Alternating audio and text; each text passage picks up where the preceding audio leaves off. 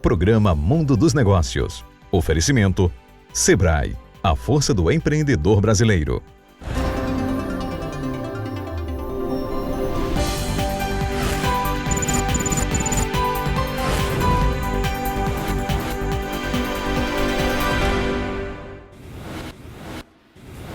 Olá, bom dia. Estamos começando agora mais um programa Mundo dos Negócios. Hoje nós vamos falar aqui com Jonas Alves, do grupo JMT, que vai dar uma panorâmica sobre ações que o grupo desenvolve em 11 estados e também sobre um trabalho novo que o grupo está lançando na área de mobilidade. Jonas, bom dia, satisfação tê-lo aqui conosco. Bom dia, Gêner, bom dia a todos os telespectadores, é uma satisfação também. Eu quero logo pular para a mobilidade. O que é que vocês estão engenhando aí na área de mobilidade? Qual é a estratégia? Gêner, nosso grupo ele começou a entender que, por ser a expertise maior, que são os serviços, terceirização, locação de mão de obra, nós temos contratos envolvidos em toda uma, sejam contratantes privados, sejam contratantes da administração pública, que eles têm uma logística ainda um pouco deficitária. Então, nesse entendimento, onde nós oferecemos, às vezes, um motorista qualificado, locamos um veículo, nós tivemos uma ideia de criar um sistema, um app, que pudesse oferecer um pouco dessa logística mais automatizada. O Cooper Frota nasceu, estamos implantando já no mercado para atender a administração pública, a empresa no seu ramo privado, evitando custos com locação de mão de obra, evitando custo com a locação do veículo e também o custo com manutenção e combustível daquele veículo.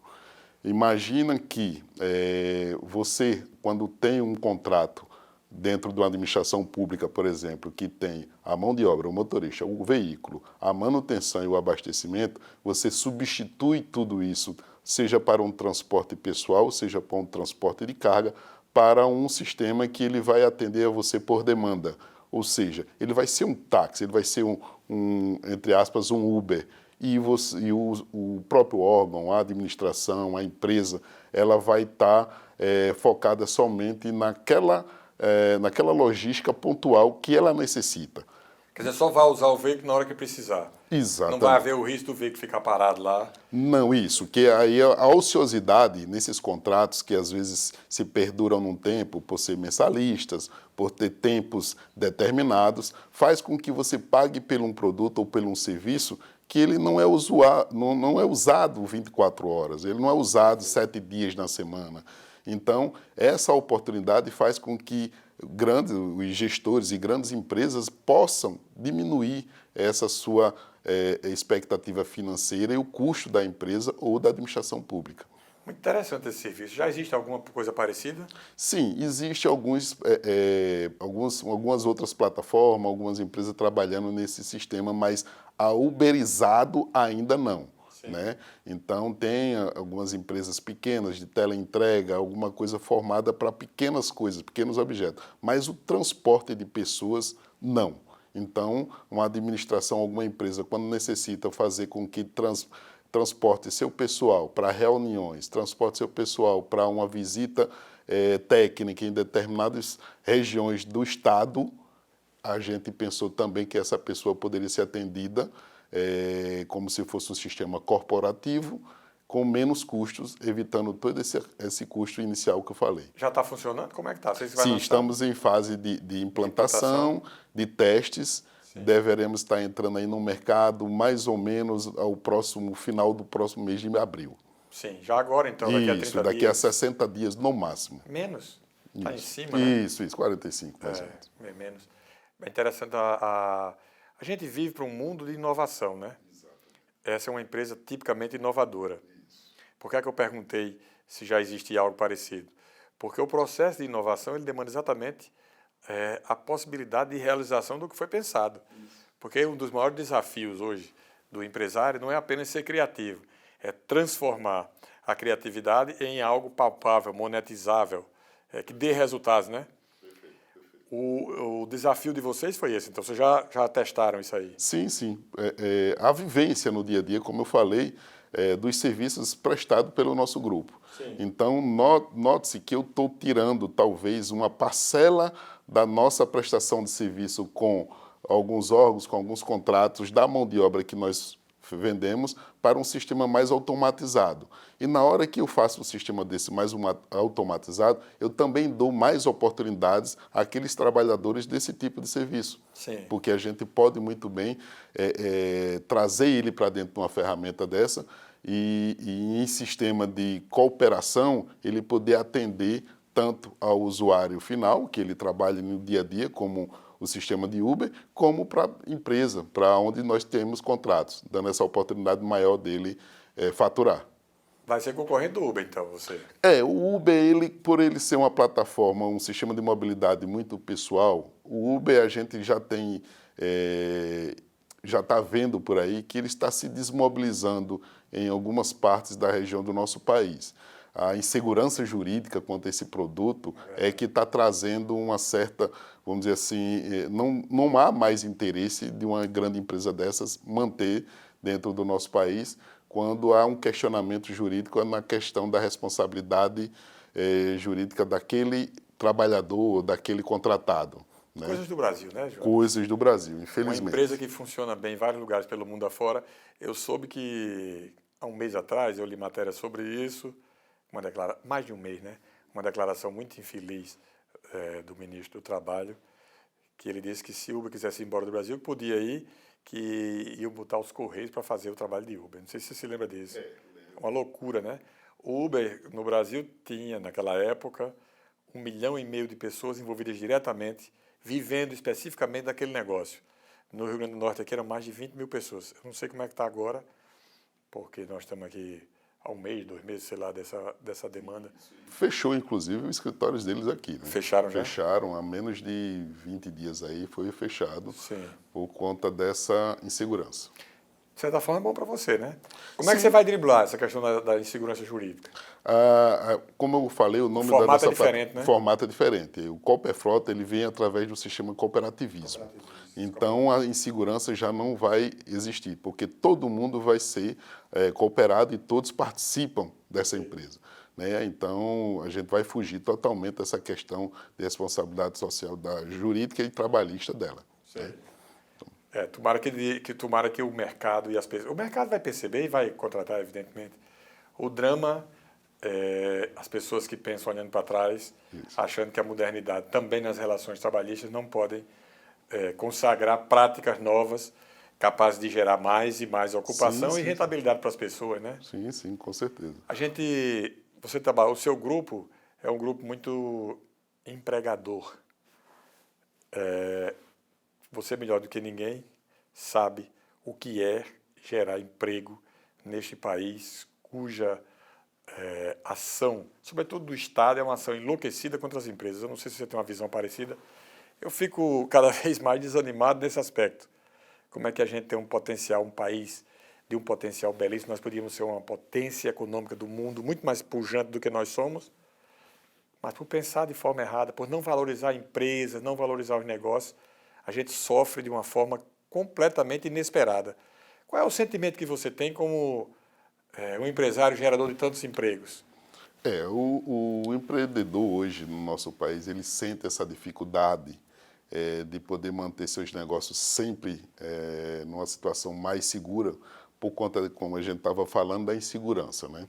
Então, hoje nós temos, para você empregar qualquer trabalhador com todas as obrigações sociais, com todos os direitos garantidos, preservados, ele é um custo muito alto.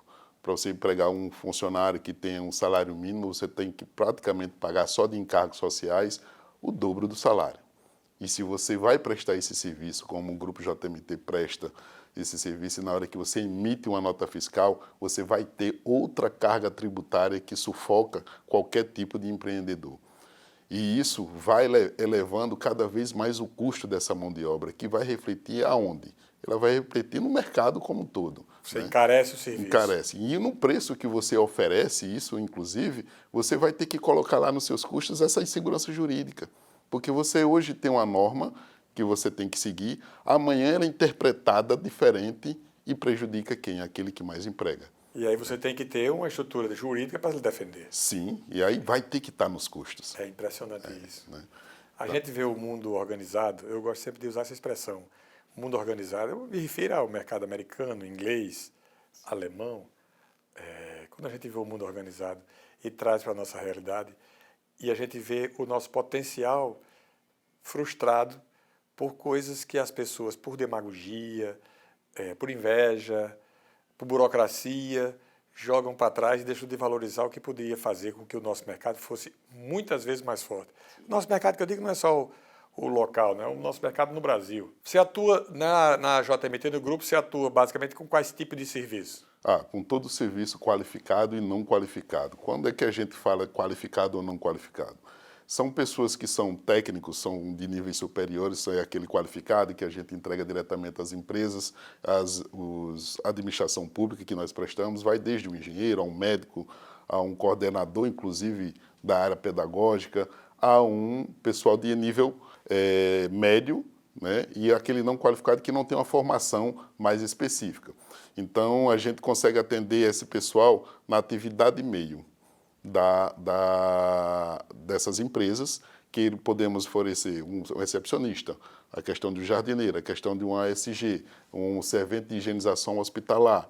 Então, são pessoas que são voltadas, são treinadas, são capacitadas para desenvolver aquela atividade de acordo com as necessidades de qualquer contratante que a gente enfrenta ou que a gente entra no mercado.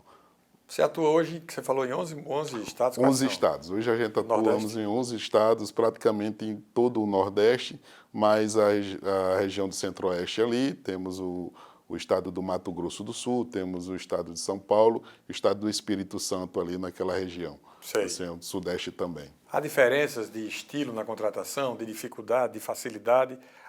Todos os estados têm o mesmo parâmetro na forma de contratar, nas exigências, no tratamento com a empresa, ou há diferença de acordo com a evolução do mercado? Não. A diferença só existe a nível de obrigações, de responsabilidade quanto a seus direitos, porque uma mão de obra aqui, por exemplo, no estado do Rio Grande do Norte, e todas que a gente consegue empregar, elas são regidas por acordo ou convenções coletivas de trabalho. Então, se altera de estado é só a questão salarial, o benefício de um ou de outro, que temos que sempre respeitar. A contratação em si, ela também é muito fiscalizada, seja também de um estado ou do outro, até porque a gente tem que prestar contas com qualquer outro tipo de órgão fiscalizador quanto a essa parte de mão de obra. O que pesa mais numa diferença de um estado para outro é a oportunidade de mercado que alguns estados têm e outros não. Por exemplo, quando a gente atua num estado como São Paulo, a diversidade, as empresas, a região São Paulo é de São basicamente Paulo mercado privado. é um mercado privado, então você enfoca muito mais nisso, você tem uma liberdade maior de negociação. Quando você sobe para o estado do Rio Grande do Norte ou está na região Nordeste, nós, infelizmente, somos limitados a duas grandes metrópoles, que é Fortaleza e Recife, né? Quando não Salvador também, terceiro. Né? Então, o nosso estado, o Rio Grande do Norte, infelizmente, ele é muito pobre de empresas, de grandes empresas que podem apostar na terceirização, nessa logística, nesse tipo de serviço. Então, a gente fica mais voltado para o serviço público, quando não, condomínios e pequenas empresas ou hospitais ou clínicas de médio porte. Vou precisar fazer um intervalo e daqui a pouco a gente continua esse papo aqui com o Jonas Alves, do grupo JMT. Continue, fica aí que é bem rapidinho, a gente vai e volta já.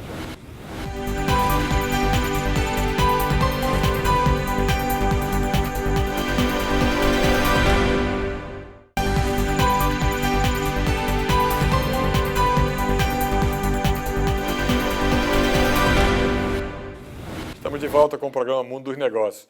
Estou conversando aqui hoje com o Jonas Alves, que é do grupo JMT, que já deu uma explanação aqui sobre um lançamento que ele vai fazer aqui, que ele já fez de uma empresa nova, uma app muito interessante, e agora nós estamos fazendo uma panorâmica sobre a ação do grupo na área de locação de mão de obra, de terceirização de uma forma geral.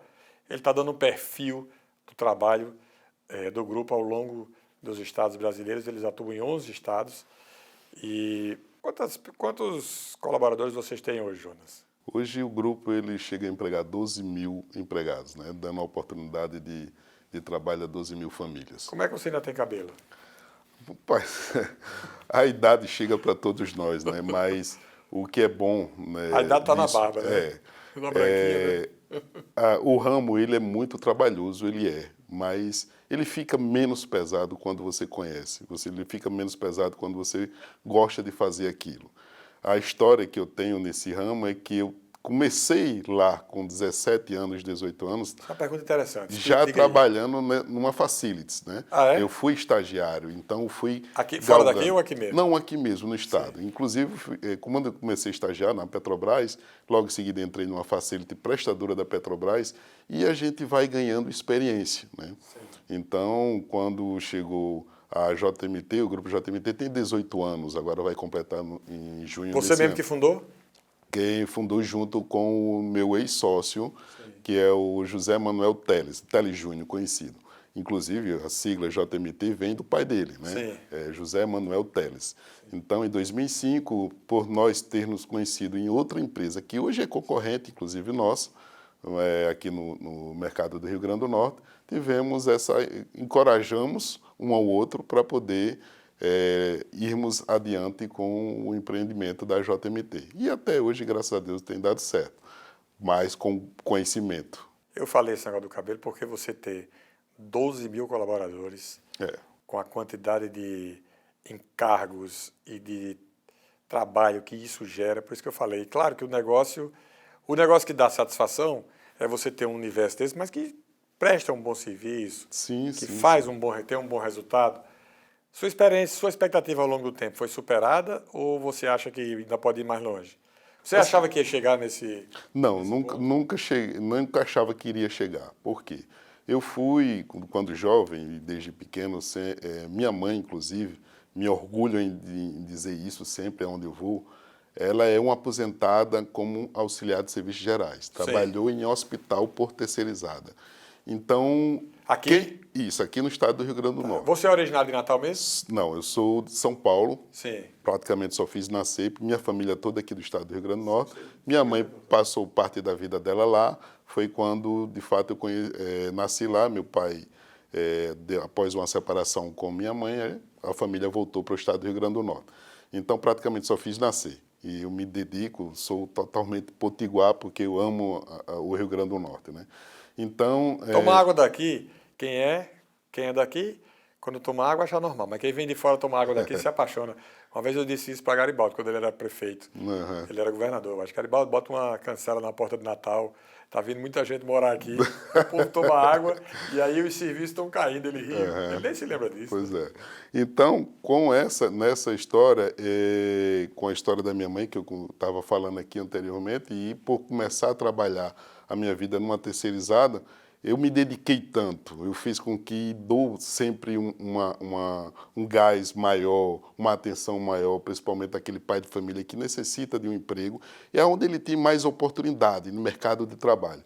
Porque, por mais que nós prestamos serviço a muitos órgãos públicos, aquele pessoal que está trabalhando ali, ele se sente valorizado porque ele não tem condições de fazer um concurso público. Até porque a atividade maior que nós desempenhamos é aquela atividade meio, que não pode ser feito um concurso. Mas eles são valorizados a partir do momento que tem esta oportunidade, que tem uma atenção melhor pela empresa. A empresa tem cursos que capacitam, que reciclam, tem uma atenção mais próxima desse empregado para que ele possa se sentir mais pertencente e mais valorizado. Quantos são os colaboradores aqui só no Rio Grande do Norte? Hoje, no Rio Grande do Norte, nós conseguimos empregar mais ou menos 6.500 empregados. Metade da força de mão de obra. obra. Da força de mão de obra. É muita gente, né? Talvez Muita gente. Deve ser um dos maiores empregadores privados aqui do estado. Na terceirização, na alocação de mão de obra, talvez sejamos o maior, mas em termos de números de CAGED, nós estamos ali entre os 5 maiores. Impressionante, é um volume de pessoas muito grande. Jonas, o que é que satisfaz mais um empresário com esse seu perfil no dia a dia da empresa? O que é que dá mais satisfação a você como empreendedor, como empresário? Eu vou falar agora por mim, né? Porque o empreendedor ele sempre está satisfeito quando a coisa vai bem, quando o seu negócio vai bem. Mas eu, como ser humano, eu prezo muito pelo estado, a satisfação daquele empregado que faz com que a empresa cresça junto. Então, a minha satisfação é com ele. Se ele está bem, a empresa está bem. E logo, nessa satisfação em conjunto, tudo anda, tudo cresce. As dificuldades são enormes, como já falamos aqui de empreendedorismo.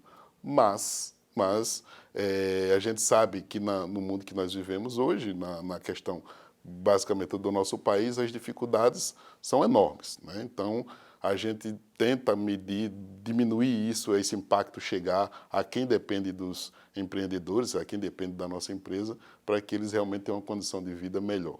Se você tivesse o dom de pedir, tivesse a possibilidade de pedir uma coisa que acontecesse para beneficiar a sua empresa, se eu gostaria que acontecesse tal fato, o que é que você pediria? Nunca houvesse inadimplência. A inadimplência, então, é o grande... A inadimplência, sobretudo, deve ser da área pública, sobretudo, né? Isso, existe a inadimplência como todo qualquer segmento que preste serviço à administração pública. A questão da mão de obra, ela é um pouco mais preocupante porque você também é quase que um mero repassador, né? Sim. A partir do momento que você recebe, você também tem obrigações para com o repasse, para com a preservação daqueles direitos daquele trabalhador que está submetido na ponta do serviço, na ponta do trabalho. Quando não recebe, como é que faz? Quando não recebe, a gente não pode, de hipótese alguma, deixar um empregado sem receber. A gente tem que arcar. Então, para isso, tem que haver planejamento estratégico, financeiro, aquela busca do empreendedor como para se manter no mercado, fazer o seu 8, né? Fazer uma situação que tudo possa se voltar para a obediência das obrigações assumidas. Como é que você controla esse exército de pessoal que trabalha com você para saber que as pessoas compareceram, foram lá dar seu expediente, essas coisas? Pronto, aí foi um outro desenvolvimento de uma outra grande ideia que surgiu também dentro do grupo e que a gente jogou também para o mercado. Vou falar agora de um app chamado FacePonto. Então, como idealizador também, com um grande investidor que eu tenho uma sinergia muito bom para essas áreas que desenvolvem tecnologia, nós investimos na criação desse FacePonto, onde hoje a gente controla o nosso pessoal com reconhecimento facial e por geolocalização. Ou seja, se o empregado está aqui prestando serviço de tal hora, uma jornada de trabalho a tal hora, a gente vai saber que ele chegou no trabalho a partir do momento desse ponto com reconhecimento facial, evitando fraudes, inclusive, evitando aquele sistema retrógrado de estar assinando folha de ponto, que é uma coisa que a gente já baniu muito a questão do papel. E esse sistema vai dar, inclusive, analisa para ele, ao nosso sistema, ao nosso setor social, para saber se aquele empregado ele está cansado, se ele está satisfeito, se ele está fadigado. Ele consegue identificar, inclusive, esse empregado na hora do registro do ponto dele.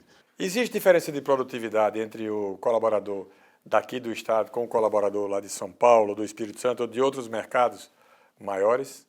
Não, porque as ferramentas utilizadas de cobrança são as mesmas, então eles têm que atender às metas que são exigidas, seja numa frequência, seja numa produção específica para cada função, então a gente consegue mensurar isso, então não vejo uma diferença. Que opinião você daria, que sugestão você daria para uma pessoa jovem que está assistindo aqui, que quer empreender, que quer fazer um futuro diferente para si e para a sua família? A sugestão que eu dou e recomendo muito, eu falo isso muito para os meus filhos, estudem, se capacitem, estejam sempre no mercado pronto para absorver os desafios. Nossa grande dificuldade hoje, às vezes quando nós pegamos alguns contratos, assumimos alguns clientes, quando precisa de mão de obra qualificada, esta mão de obra às vezes falta.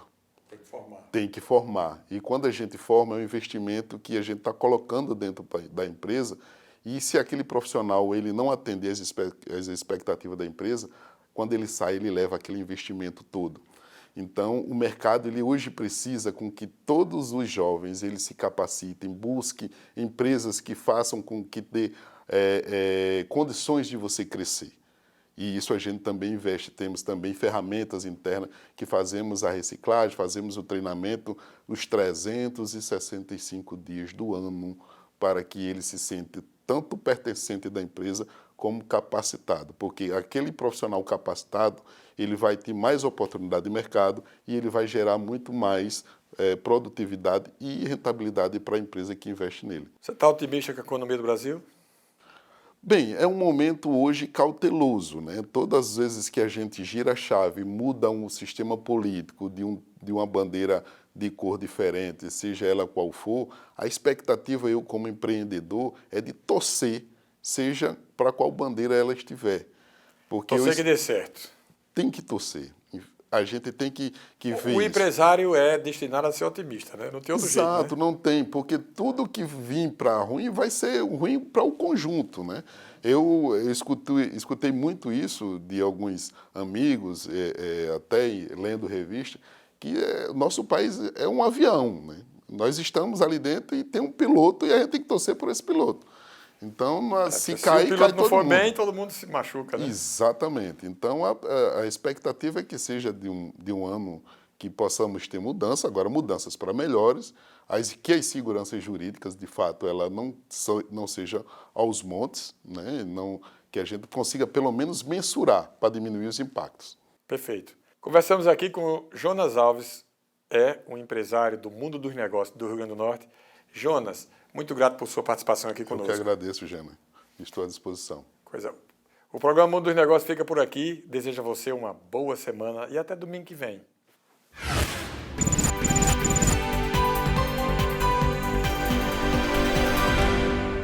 Oferecimento: Sebrae, a força do empreendedor brasileiro.